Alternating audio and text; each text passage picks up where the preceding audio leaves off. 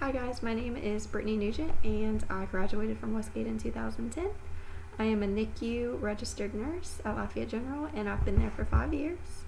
NICU stands for Neonatal Intensive Care Unit, meaning I take care of very small babies, anywhere between 23 to 40 weeks, with 40 weeks being a complete pregnancy. So we take care of some very small babies. Training and schooling, I graduated from Westgate and then went to UL and did their nursing program, so it took me about 4 to 5 years. Clinicals are very competitive, so that could typically be what keeps you from graduating the program in a short amount of time.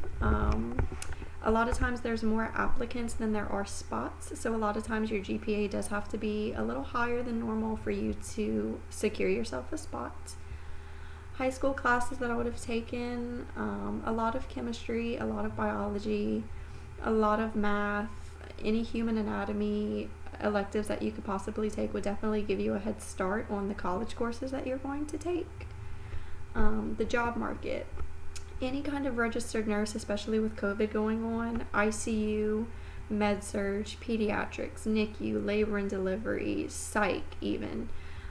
Anything that you would possibly be interested in specializing in would definitely have a spot for you. They are always looking for registered nurses. Let's see, starting salary. I do work in a specialty area, being a NICU. So for example, I made $66,000 this year, and it is because I work in a specialty, and it is because I work a certain schedule. I work a weekend program schedule, meaning I work every Saturday, Sunday, Monday. So I work every weekend out of the year. So I do get paid a little extra just because not a lot of people are, people have things to do on the weekend, and it's just in high demand for weekend program nurses. Personality traits. You definitely have to be willing to work with the public. You have to love people, and no matter where they come from, what they do, what they believe in, you can't have any kind of bias.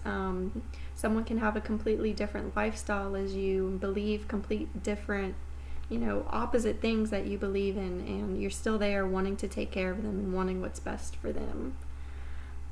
In my fields, we take care of the babies and the parents most times. It's very stressful for these parents to imagine a perfect pregnancy where they get to take their baby home and they have the nursery set up and the crib is ready and the clothes are laid out and the toys are ready to go. It's got batteries in it, and they imagine this perfect pregnancy, and then something goes wrong. The baby either comes too early or the baby comes on time, but there's a complication and we step in. And a lot of times it's scary because they don't know what's going to happen to their baby until we get a chance to stabilize the infant, and we can tell them, hey, your baby's doing fine. And sometimes that's not the case. Sometimes the baby does not come out okay, and the doctor will be there to tell them, hey, this is what's going on, these are our options, what would you like us to do? So it's not for the faint of heart. It's very, it can be stressful at times, but it's very rewarding most times, and definitely something to look into if you're interested in taking care of very small babies. Working with the general public, with COVID, we really don't deal with the general public. We don't have a lot of family members coming in and out. A lot of times it's just the mom and dads, and we recently just started doing that because of the pandemic. These babies have very small immune systems. They can't fight off infections like you and I can. If somebody comes in with a runny nose and they touch their baby, that could potentially, cause a downfall, cause the baby to get really sick. So we typically don't deal with a lot of extra people. Time demand.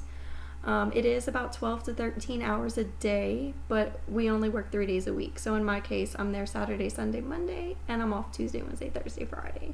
So it's long days, but you get your time back during the week. In a typical day in the life, I'll do today, for example, I was charge nurse in the unit, which is exactly how it sounds. I didn't have any patients. I was kind of in charge of running the unit. So I got to work, clocked in, got report on every single baby. We have 31 beds. We had 22 babies today, so got report on every single one, kind of why they're here, how they're doing, are they on any oxygen, do they have an IV, are they taking a bottle yet, are they on any kind of medications.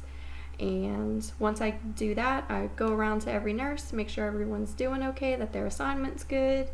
Then I'll attend deliveries. If there's a mom who comes in labor and she's not quite term yet, meaning she's not at the 37 to 40 weeks, I go on that delivery. I go with the doctor, an NP, and we do any kind of CPR, life-saving skills, stabilize the baby, go back, tell the parents, hey, this is what we did, your baby looks awesome, we're going to take him to the unit, we're going to monitor him for a few days, and that's pretty much it. The smallest baby I've ever taken care of was at 23 weeks. He weighed less than 1 pound and fit in the palm of my hand. He was very tiny. It was very stressful. Everything you do, changing a diaper, checking a temperature, it all has to be very calculated, and everything you do has to be detail oriented, because you are these babies' advocates. They can't tell you what's wrong, so you have to physically look and make sure everything is exactly how it was the minute before you assess the baby. So it's very rewarding to see them grow up and walk out of our doors without any oxygen, without any disabilities or delays, and doing everything a normal baby should do. And I love what I do, and if it's something you're interested in, you should check it out. Thanks.